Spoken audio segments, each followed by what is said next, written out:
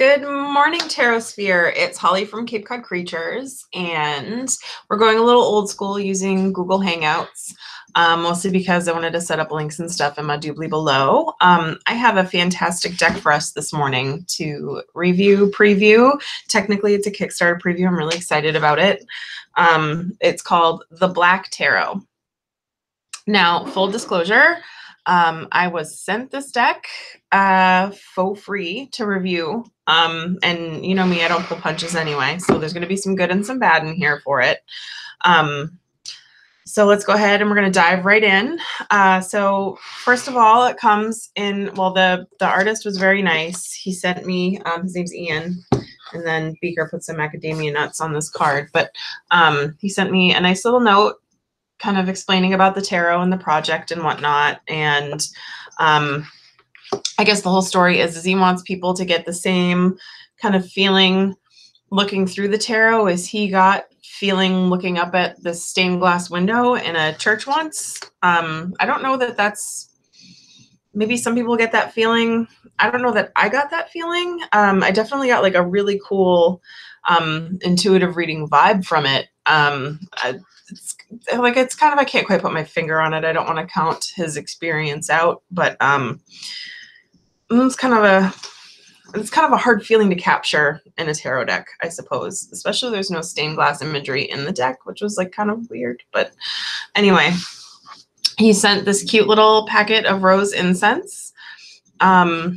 This is the perfect amount of, like, this little sticky is the perfect amount of incense. Oh, hang on. I'm going to change top chat to all chat because apparently you can miss messages if you don't.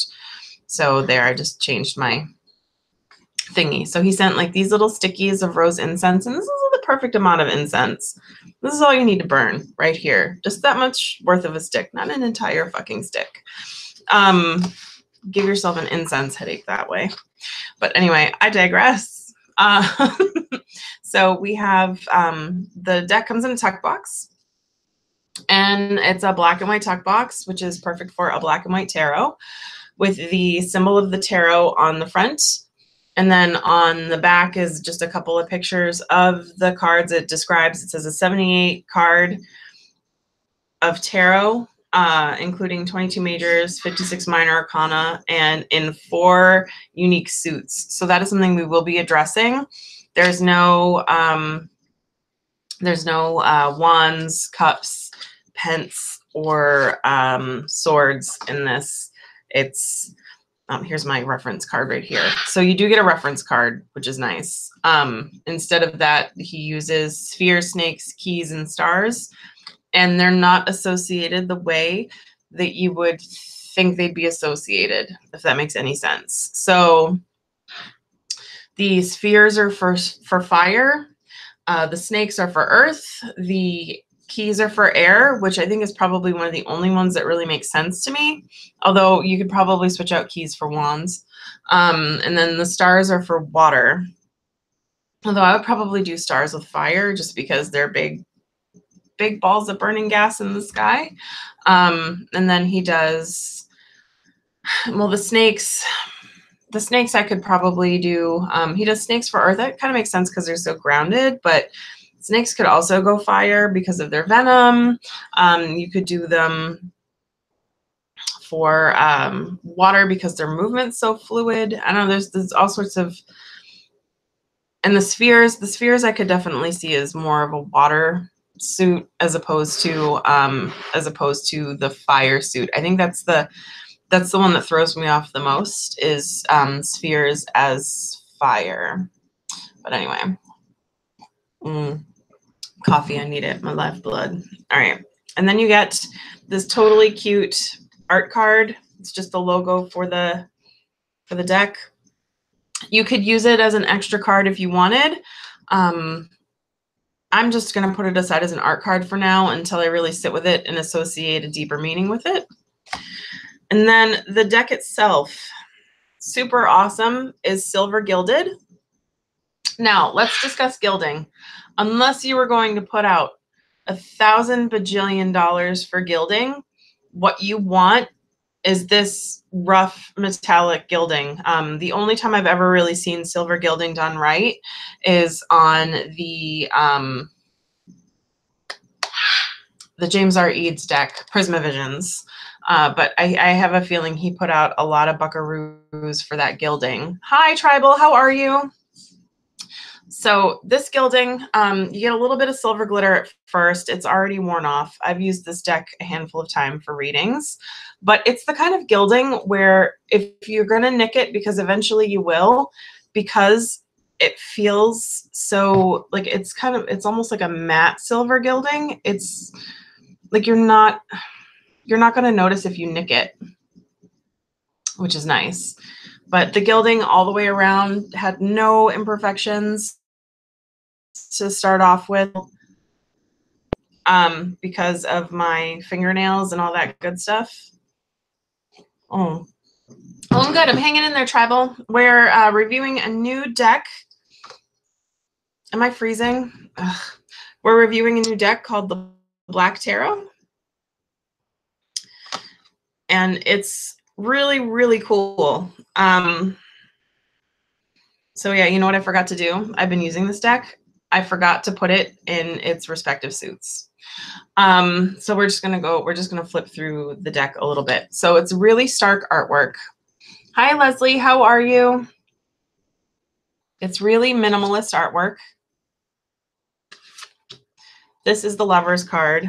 So you get the traditional arcana, which is nice. So you don't have to relearn an arcana. This is the Chariot.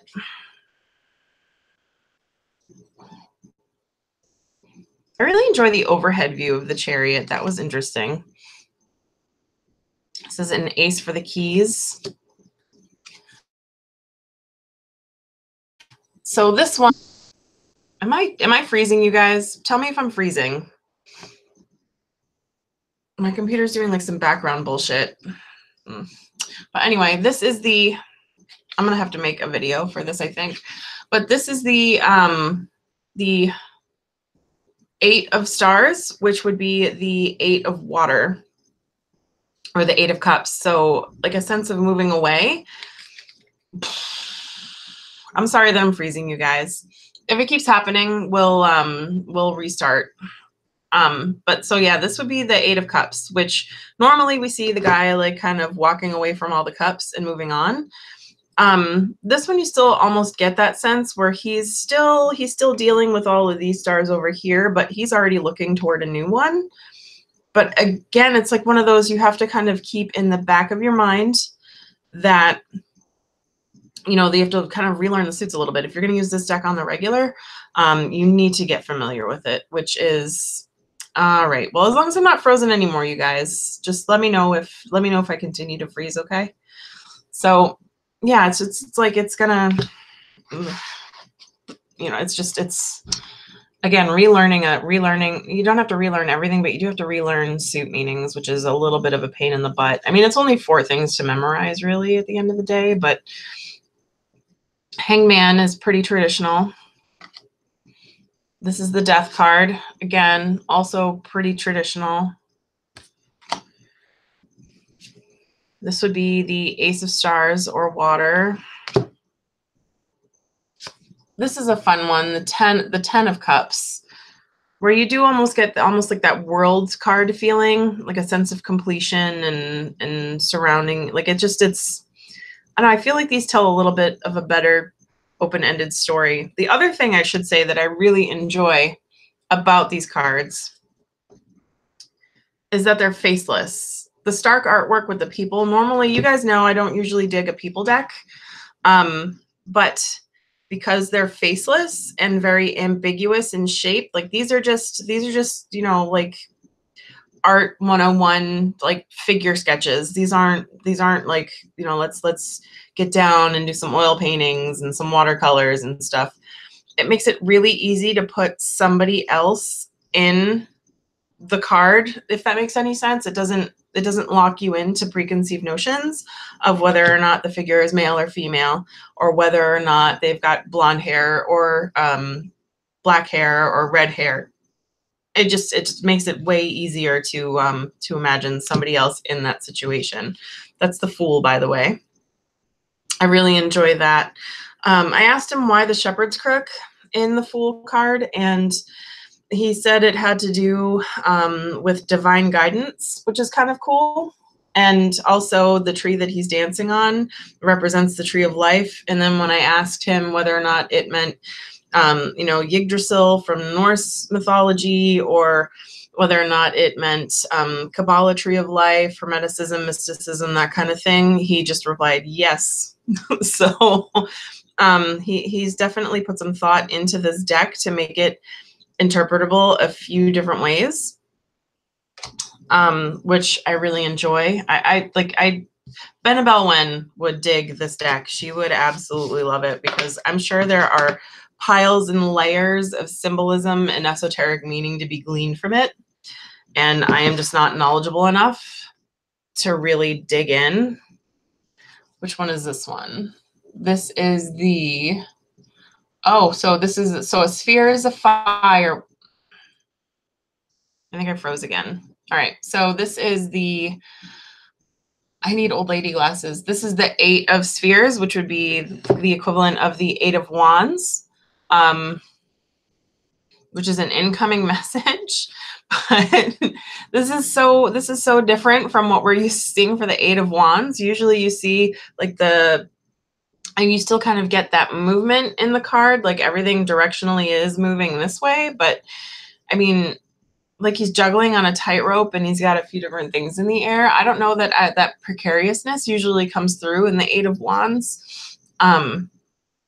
Although if you think about it, like fast incoming news or movement can be a little precarious. I mean, so that's probably an element that's missing in my readings with the 8 of Wands, but I mean, you really get it there. I don't know. It's just such a good deck, you guys. A lot of people have been like, well, I don't know. The art seems a little, like a little lacking. This is the Queen of Snakes, which would be the Queen of Earth. So he chose Page, Jack, Queen, King. So there's no knight, there's a Jack. He drew a lot of inspiration from traditional playing cards as far as putting the numbers of the suit in the corner. And then renaming the card, renaming the you know, Jack, Queen, King. Instead of knight, it's Jack. So it's Page, Jack, Queen, King. But Jack is knight. You know, 6 one, half dozen of another. Oh, I really like that one too. This is the 9 of Wands, or this would be the 9 of Wands. It's the 9 of Spheres, where he really is taking a minute to admire all the stuff that he's gathered, especially where if you think about the 10 of Wands, where like you're schlepping all that bullshit to market, like you're just kind of like, oh my God, and you don't take him, and like it really is, I don't know, the 9 of Wands for me, like it's the guy and he's like kind of resting and he looks all beat up as hell, and like there's a fence in back of him. And a lot of the modern meaning of 9 of Wands has been like, take a minute to appreciate how far you've come before you take the next step, where this guy is actually like sitting there and admiring his handiwork. Like he's like, yes, I'm so happy about this. So you kind of get a little bit more of that feeling from that. I don't know. It's also like it kind of reaches back to the Sun card a bit for me, and makes me, you know, alas, poor Yorick, I knew him well, kind of a thing. I don't know. It just, at this point, this is the King. This is the King of Wands, the King of Spheres. This one's very ambiguous. I don't know. Something about that one. I don't know. This one's going to be, I think, like always, the court cards are going to be the bane of my existence. This is the Strength card, which I really enjoy. It's an ox with oh God, what are those called? Not an oxbow. But anyway, he's wearing the front end of a plow, but he's broken free.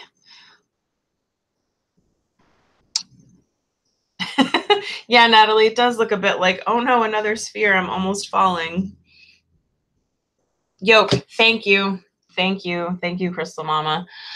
Thank you so much. So it's a yoke. He's still wearing his yoke, but he's broken free. And he's just kind of like got like this quiet stillness. Like he's kind of like he's gone through the frantic whatever of escaping, and he's like processing his freedom now and all the stuff that comes with it. And he's like taking a moment to kind of appreciate that some new challenges come with this, and he's ready to face them, but it's almost like some quiet contemplation. And he still bears the weight of the yoke. Yeah, he's free, but like he's still wearing it, you know? So it's kind of like, well, I still have all that stuff from like the past still happened.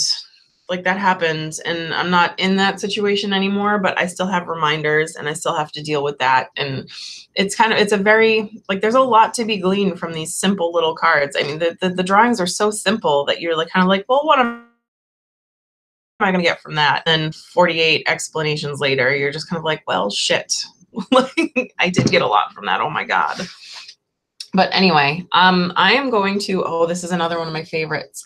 This is the 5 of Keys, which is the 5 of Swords. So normally you would see like, you know, a victory, but at what cost kind of a thing. And this person is more like, well, yeah, they've got all the keys, but they're kind of suspended, like a marionette puppet. And so, so what good are those keys going to do you? Like, you know, it's kind of like, okay. I really like this one. It kind of envisions well, you've got all the like you've got the keys to the kingdom, but like what are they like you know, just it kind of really pictures that feeling of like, yeah, right, you got it, dude, but like what are you gonna do? Like what are you like where are you gonna go with that? What are you gonna do with that? Like you win, I guess. Like it's kind of, you know, that's kind of, yeah, like it's, this one's got so much, and it can be read so many different ways. Like at this point, I've kind of trapped myself in with certain meanings of the I've trapped myself in with certain meanings on Rider-Waite type cards. And this one, fantastic. Like I could read that one so many different ways, like in a relationship or a business reading. Like I'm actually really excited about this deck. I don't get too super excited about much these days. This one is the 4 of Snakes. So the 4 of Pentacles, the 4 of Earth. That one is the, what one is that? Oh, the controlling guy, the controlling money guy. Like he's got the 4 Pentacles, and he's kind of got like one of them. This is kind of a weird, but like I don't really know. See, this is where a guidebook would come in handy. So the one thing missing from this deck, you guys, is a little white book or a guidebook or a PDF, or I already touched with this on the creator of the deck. There's a lot of symbolism and stuff going on in even just these Stark by Tribal Woven. See in a second. There's a lot going on in these cards, and like even with so stark, like even with such stark imagery, like there's a lot of stuff to like dig out. The Moon card is one. I'll show you that one in a second. That's a great one. But this one could really use, like I said, it doesn't give me that traditional Rider-Waite feeling, if that makes any sense. It's just kind of like, it doesn't give me like the 4 of, yeah, it would be really good to hear his thoughts on the image. Not that he's afraid that it's going to take away from reading intuitively with the deck, which I understand, but it's also good to know an artist's perspective on where they're coming from. Mostly because tarot can be interpreted in so many different ways. I probably won't read this as a traditional 4 of Pence type, you know, controlling with the money. Yeah, so it's not very Rider-Waite, Natalie, which is why it would be good to kind of hear his thoughts. He's definitely drawn some inspiration from Rider-Waite. So that's the thing, Crystal Mama. I have been reading with this deck for a few days without a guidebook, and the readings have been phenomenal. And actually, if anybody wants a reading, please absolutely put some questions down. I would love to get some more practice with this deck. I told him he should make one of his stretch goals at least a PDF, like a digital. All right, you'll get some thoughts and notes on why I was doing some stuff. Even just a few like had he added a few more of like the little key cards. So he has one key card already that kind of explains the suits.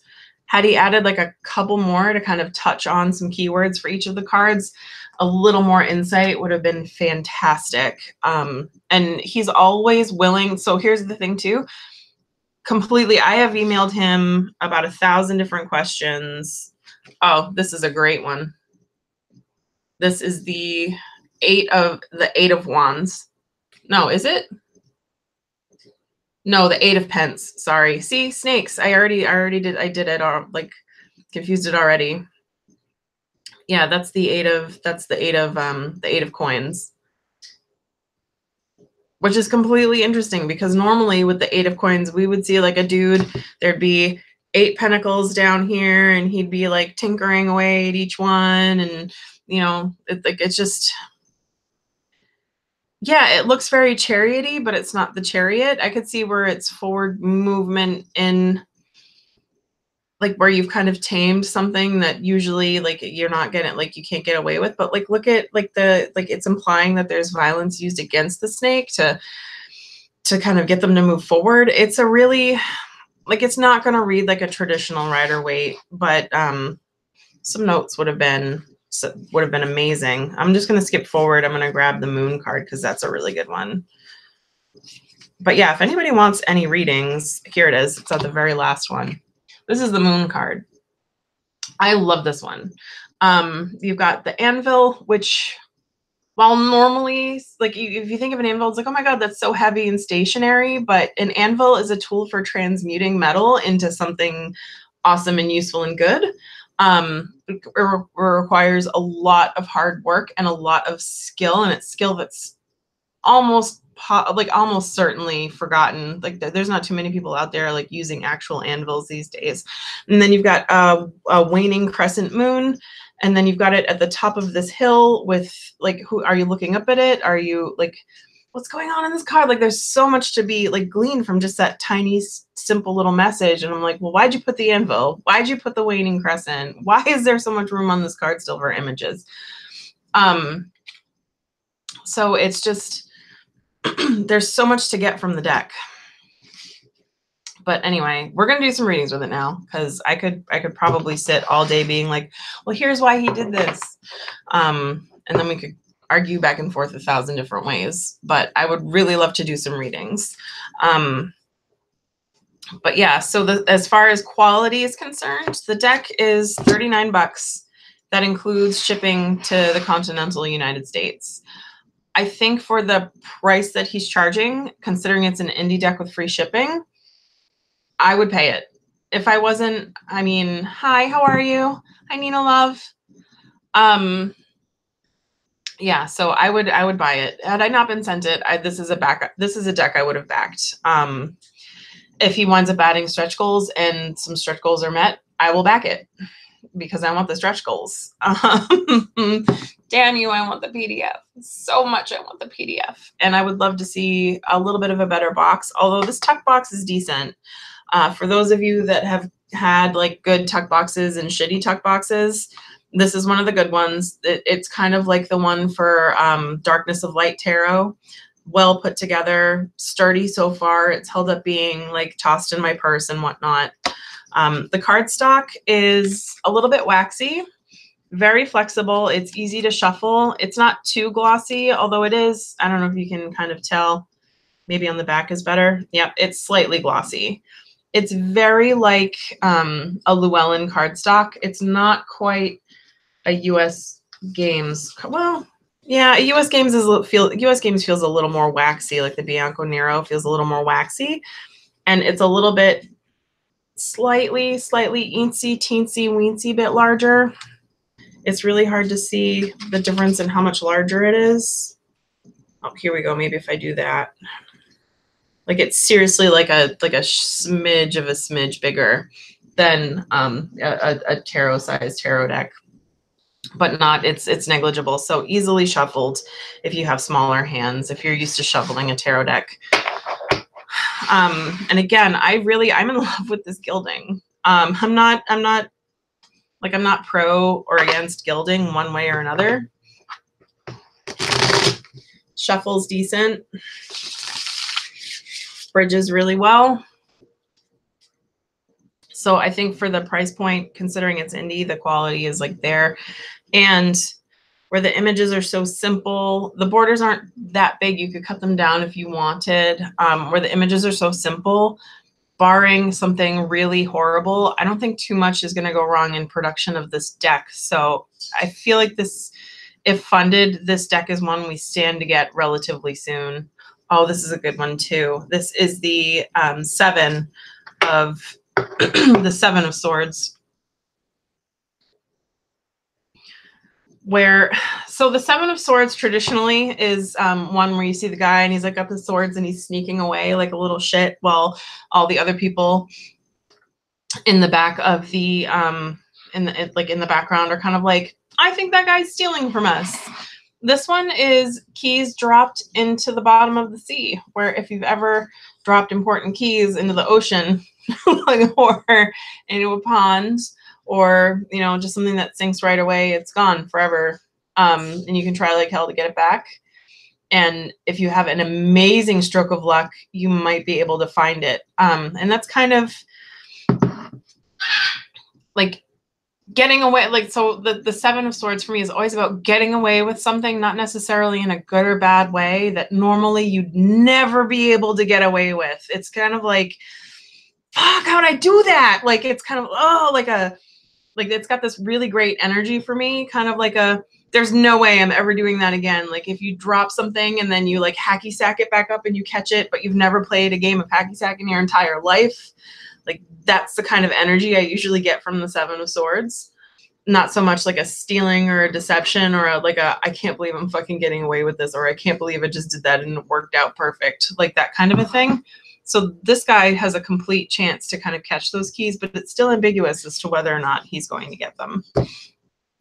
Am I still, did I freeze? You guys, chat looks like it's a little frozen. But yeah, Natalie, it's oh good, it didn't freeze. Okay, good. Let's see. The minors are very difficult to read in the deck because they're not very rider weight. Yeah, that's all right. Yeah, it's just okay, good, awesome. Yay, I'm still chit-chatting away. Yeah, without a guidebook. So it's not a beginner's deck, but it also kind of is a beginner's deck. Like, I don't know. It's a lot of this deck is like, this deck is a paradox, you guys. It is what it is. I happen to be really enjoying it. It's definitely not for everyone. I like it because I've talked about it a few times here. I've been having like that tarot, each tarot card means everything and nothing.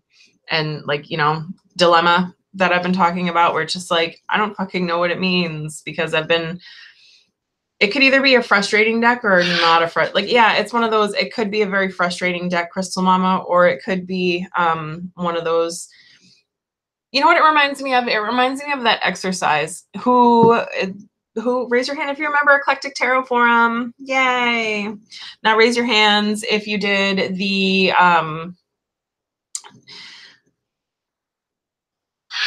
I should explain every card. I'm not gonna, you know what, maybe we'll do a study group with it. If it funds, we'll do a study group with it. But this deck, it reminds me of the Intuitive Tarot reading circle that was done on Eclectic Tarot Forum.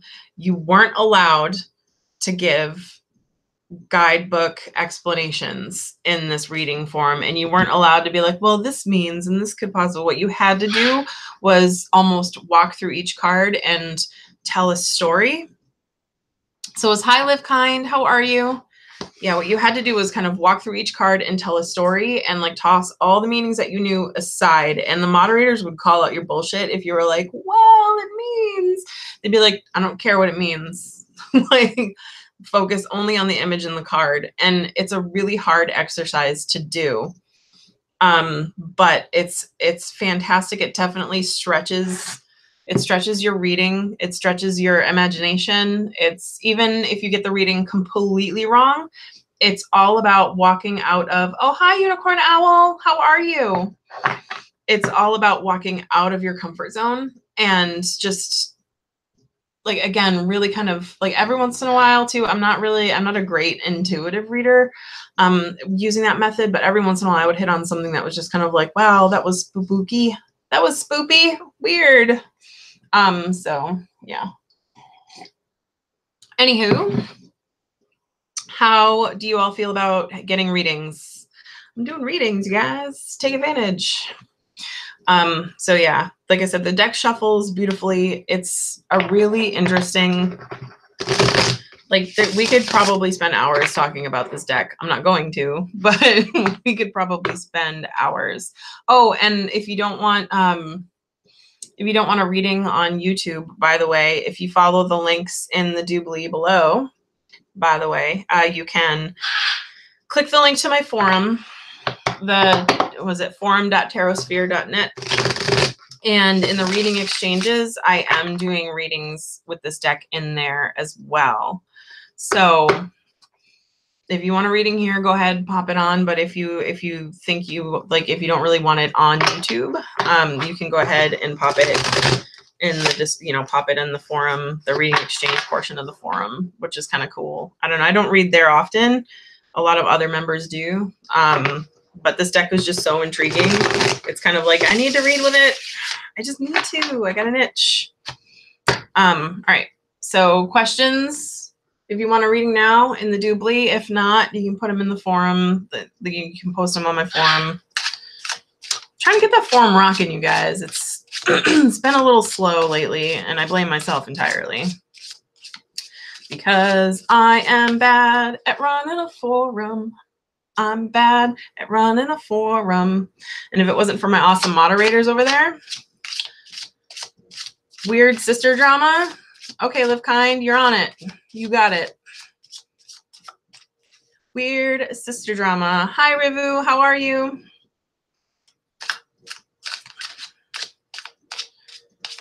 Weird sister drama. All right. Would you like to, do you want to expand on it, or do you just want like a 3-card pull on weird sister drama? How do you want to know how to resolve it? Do you want to know why it's happening? Do you want to know, like, where?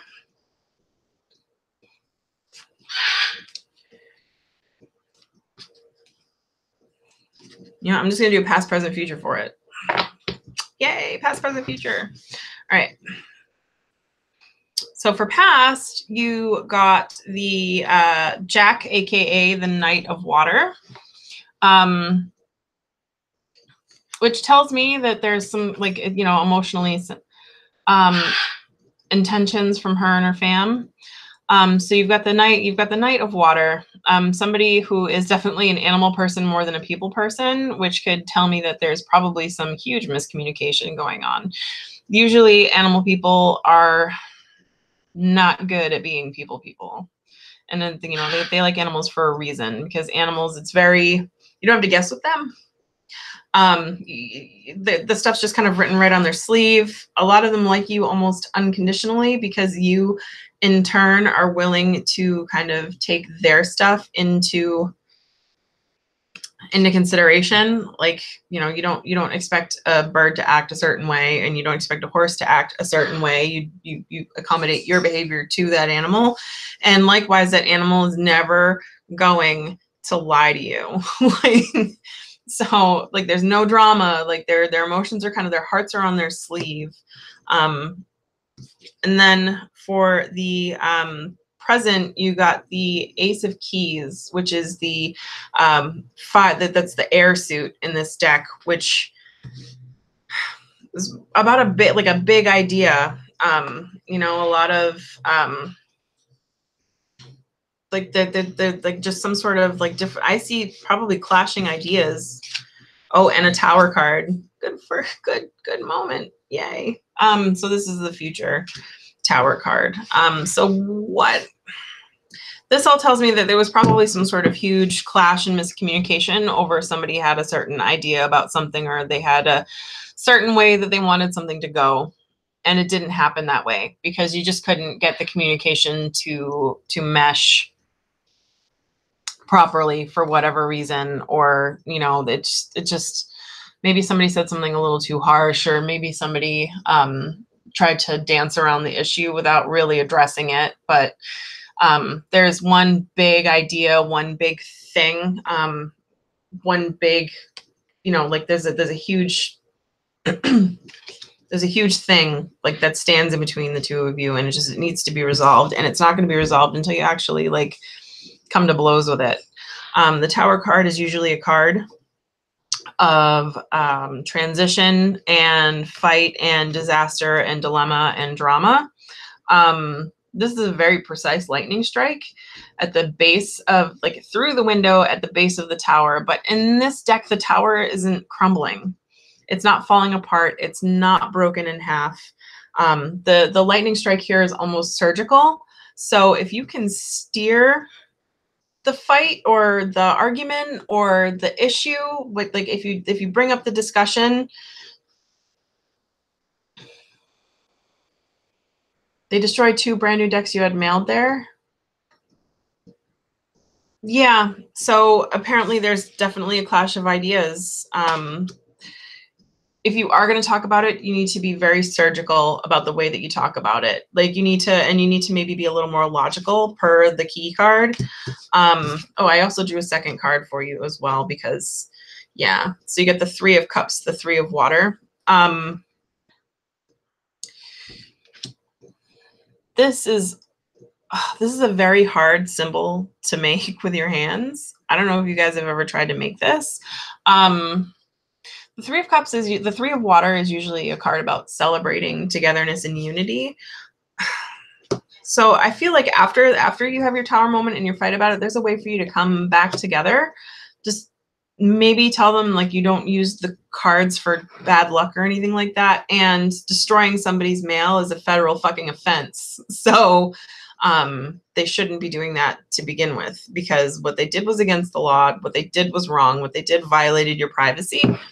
And you really need to communicate with them. Like, stop. Maybe you're trying to be too nice about it.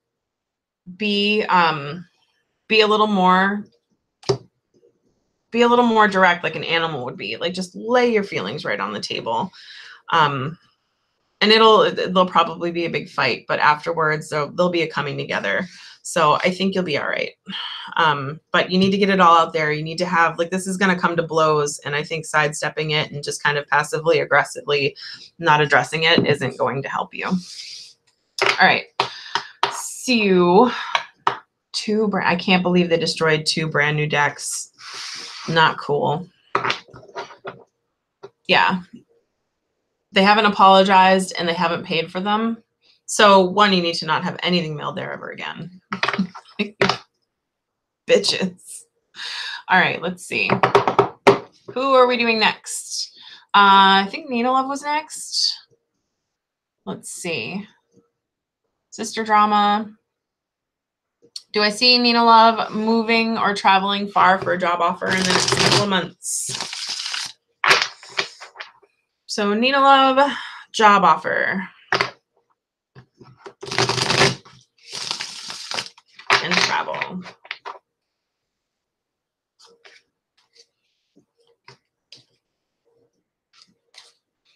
I'm gonna sneeze.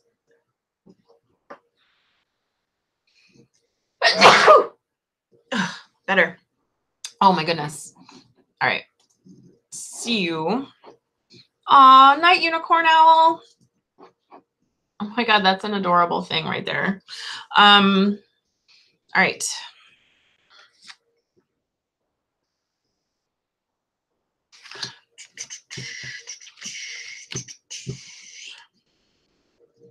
So you got the Knight of Keys, which is the Knight of Air, which to me would indicate a little bit of travel. He's on his horse. He's got an idea. He's going. He's running with it.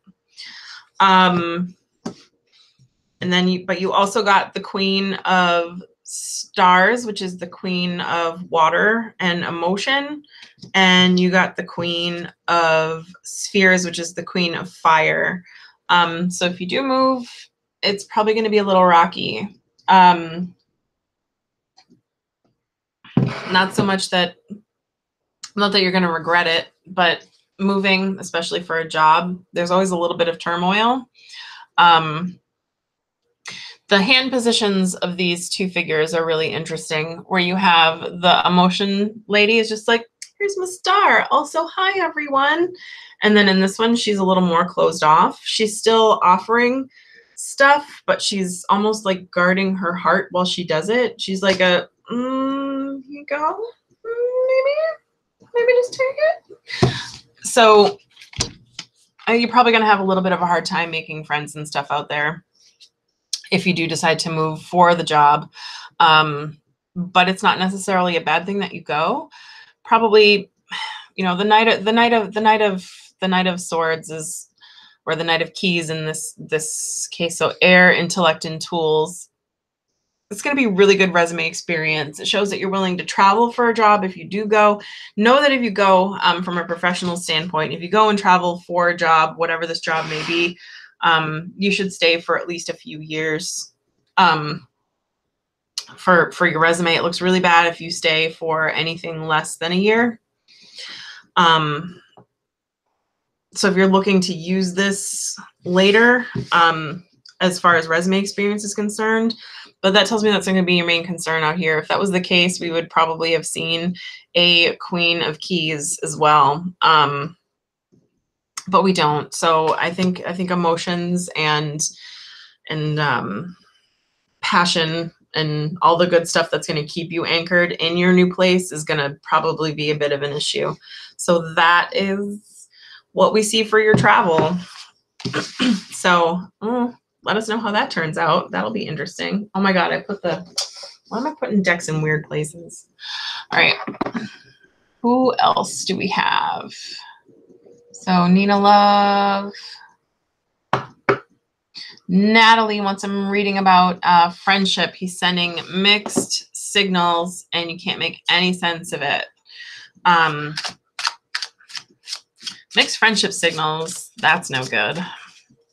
Oh, Gabriella, thank you. I just saw that. I'm glad you like my hair. All right, so let's go ahead and see.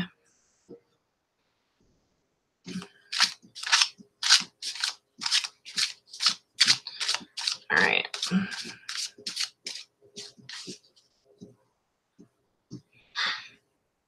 All right, so friendship mixed signals. Sorry, that took me a minute. I had to refocus.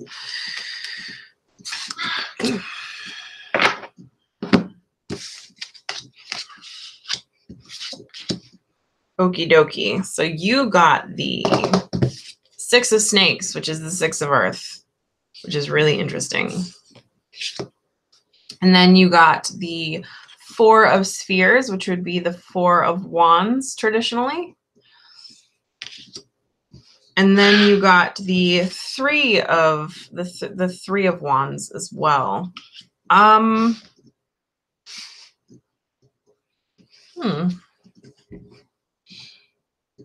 So this woman looks like a little guarded by snakes and stuff, huh? Is he? So, but she's also got that wand or paintbrush in her hand too. And one of the snakes is, this is where this one's going to get a little difficult.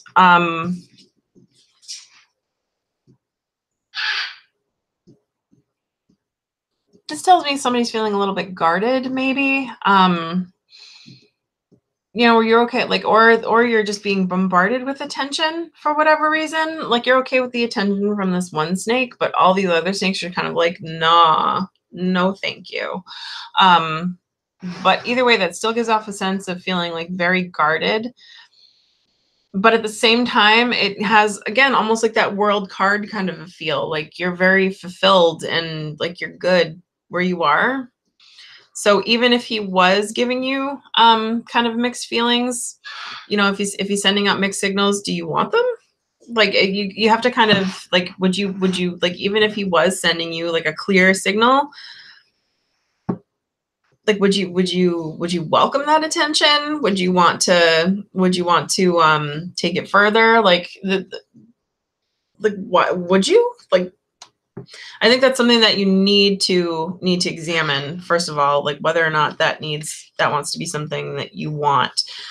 And then we have the Four of Spheres, where normally with the Four of Wands, you would see like a family in a house and like a homecoming or a home leaving. Here you've got like still kind of like that same arcing kind of a feel with it, but you've also got spheres balanced on poles, and that tells me that that's not something that's permanent. Like it's still a little precarious unless, you know, the bottoms of those spheres are cut off. Like this is a balancing act almost. This is kind of, I don't know that I get any sense of permanence from this, at least for this reading. And it's almost like, and it's almost inviting you to read between the lines. It's like, yeah, you can see like there's a hill in the background. You know, are they connected? Are those things connected by a string? It's just, I don't know. I don't get any kind of feeling of permanence. Like I said, from this card, it's just that this all feels not necessarily precarious, but with the passage of time, it's gonna not, like eventually one of those things is gonna up and roll away. And then the Three of Spheres here, the Three of Fire and Passion and Intellect. This is like a very balanced, measured, like a laboratory feeling, almost like one of those old-timey alchemy, you know, like Leonardo da Vinci type. The only thing it's missing is some like neat glass vials and whatnot. But you still have the scale where things are going to be weighed very, very carefully. And then you've got the three orbs are a little less close to that scale, and they're more towards the volatile and impermanent Kendall. You know, it's almost like they're being drawn towards the candle and away from like a logical weights and measures kind of pros and cons kind of a thing, and they're more just drawn towards like, ooh, that's pretty, I want it. So this whole thing, I think this whole thing is less about like, okay, well, whether or not he wants it or wants, I think it's a little more about like, if you do pursue it, just be really careful, maybe put your guard up a little bit more. You know, really, really balance out, like forget about what he wants for a second. Just forget about what he wants for a second. Clearly, he's by being wishy-washy, he's made it very clear that he doesn't know what he wants. What do you want? And are you willing to keep yourself in a precarious situation where this person is like kind of like he's teetering on whether, like he's teetering on like an edge. He's like, oh yeah, kind of like we can totally get this all going together, but one good gust of wind and it's toppling over. So I think you need to focus on what you want and then go from there. So if that makes any sense. But like really, like, oh, like, you know, like really, really sit down with yourself, have a meditation session, drink a cup of tea. You know, maybe don't listen to your inner Connie, your inner hormone monster. Listen to, you know, like the logical down the road, 20 years from now, do you see yourself with him? Kind of a thing, like what are your reasons? You know, that kind of stuff. And then if the answer is still yes after that, then like feel free to pursue. Like, but yeah, that's kind of the message that I'm getting from that. Like everything has gone from balanced, measured, like reason towards something a little more dangerous, as far as emotions are concerned. All right. Anybody else? Let's see. So we got the mixed signals. We got travel. We got Bernie deck readings. All right, let's see. If nobody else wants a reading, I'm just gonna pull an oracle card for us for today. And I'm going to use, oh, you know what? I have to link to it. Yep, Gabrielle, if you want to squeeze one in.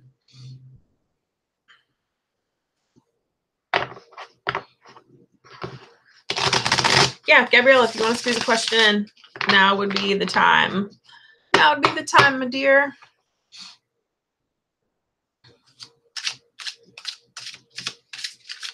So yeah, I don't know if you guys can, like, so reading with the deck isn't necessarily hard. Like it maybe stalls a little bit.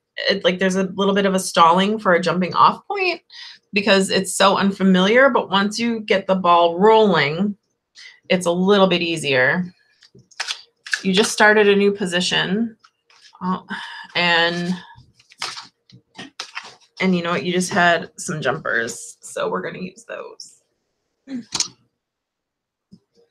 So you just started a new. So hi, Creative Coffee. How are you? So you just started a new position and it's making you really emotionally unstable, and you really need to, what do you need to do moving forward? All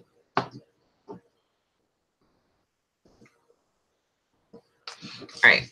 So what do you need moving forward in this position?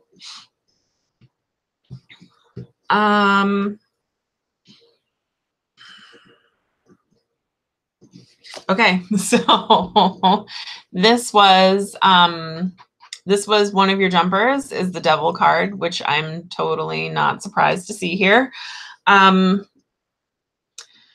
So the Devil card is one of those of like vice and addiction and good versus evil, like something kind of, it's not like a scary card necessarily, but it's like a examine your motives kind of a thing. I'm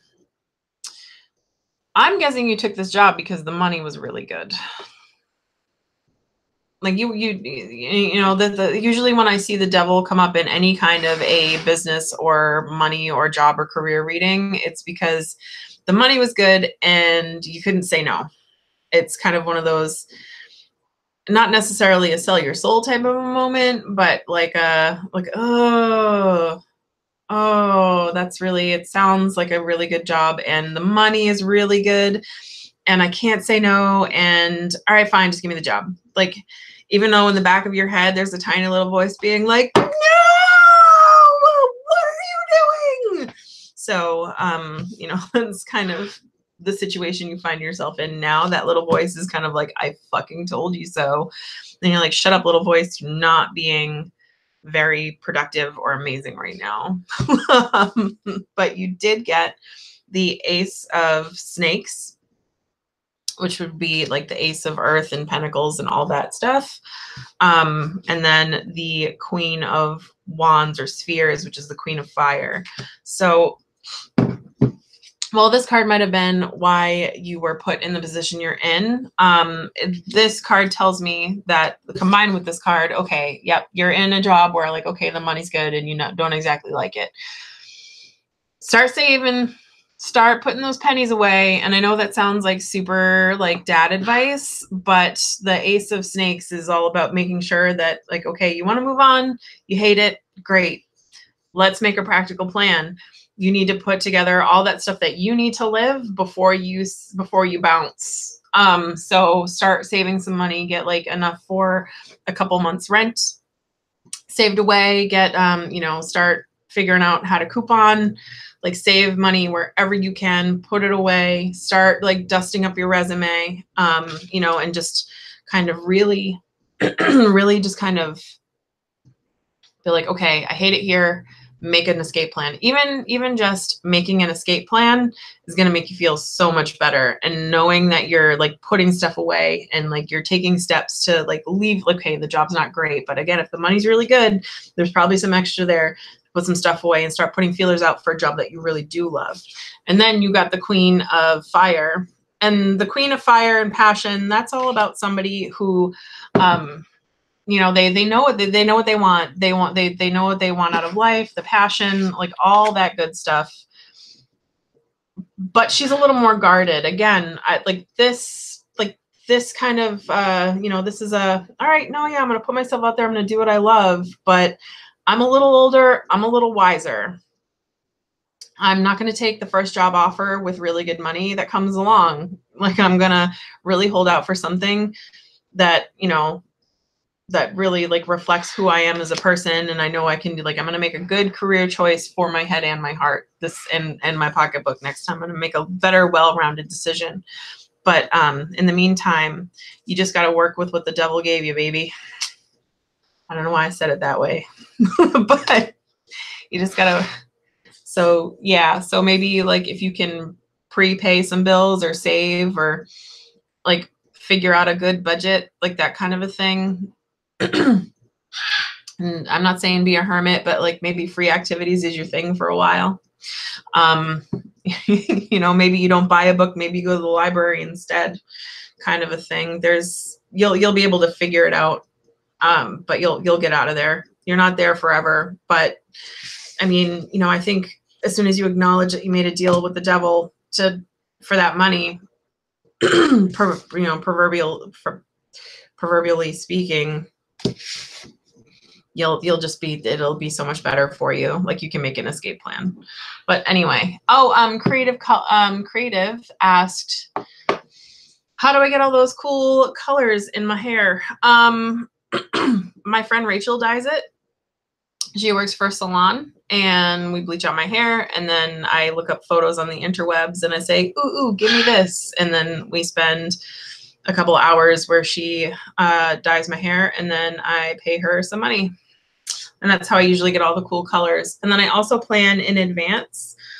So it's not just one process color. It's one process color, but it's a layer of different colors. It's not, you know, I didn't just do a flat blue and call it a day. There's like 3 different blues in there. And I have really bad dexterity when it comes to doing things in the back of my head. Like I could probably do it myself, but I'm not gonna. My hair is not stunning, but thank you. My hair is scraggly, awful, greasy mess right now. Anywho, that is the Black Tarot, you guys. I know some of you are kind of saying, well, no, I don't know. But again, I think it's one of those, decks where you kind of like, I don't know. And then you have it and you read with it and you're like, oh, okay, maybe. Damn it. Like, damn it, I like it too. I honestly, I liked it immediately off the bat though. I don't know why. I really enjoyed the imagery. But anywho, it is not a mass-produced deck, Creative. So this is a Kickstarter deck. It's actually kickstarting right now. If it's a deck you want, the link to the Kickstarter is in the description box below. It is $39 with free shipping to the United States. I do not know what he's doing for international shipping, but the quality of the deck is, like, it's really good. Again, I can't say much about it. I can't say much bad about it. The cardstock quality, it's not Pagan Otherworlds, but it's not horrible cardstock either. It's a good usable workhorse cardstock. So I think it's one of those, like, again, I said earlier, and I'll say it again, I would back it. If I didn't already have it, I would back it. And if it gets to the point where he's hitting stretch goals, I will back it to get the stretch goals. And so I have a copy of like the produced for the backers iteration. This is a prototype deck. So for a prototype deck, I am very pleased with how it came out. And the artist is very accessible. You can find him on Instagram, The Black Tarot. Ask him all sorts of questions. He's more than happy to talk about his deck. And you guys, I'm going to bounce because I got to go. I don't think you know what? I don't have time to do a daily card pull for. I do. Why am I saying I don't? I do. I'm just going to do a quick one. I'm going to do a quick one with messages from the Light Oracle. All right. Quick card for us for the day. All right. Super quick. And our message for the day is love. So, you know, this is kind of a lead with your heart, love kind of a thing. But the way that it's pouring in through her crown chakra, I would say this is more about universal love than it is about romantical love. So I know, oh, Tarot is so cute. So, you know, just kind of approach your, if you can, if you're this kind of person, maybe put up, when you're grounding, clearing, and shielding, maybe put up a, you know, a high heart chakra, like the rose colored light around you, and just kind of project some, you know, some white light, like rose pink light, kind of love into the universe. It could always use more. It could always use more. And then if you're into the Reiki, you know, maybe project some Reiki out into the world. Just be like, I'm just going to be a Reiki battery for today. You bitches are getting it whether you like it or not. You know, just kind of, you know, just kind of put some good shit out there today. Just, you know, good shit for today. That's all I can say. All right, you guys, I'm Audi 5000. I will see you later. Have a good one, Tarot Sphere. Bye.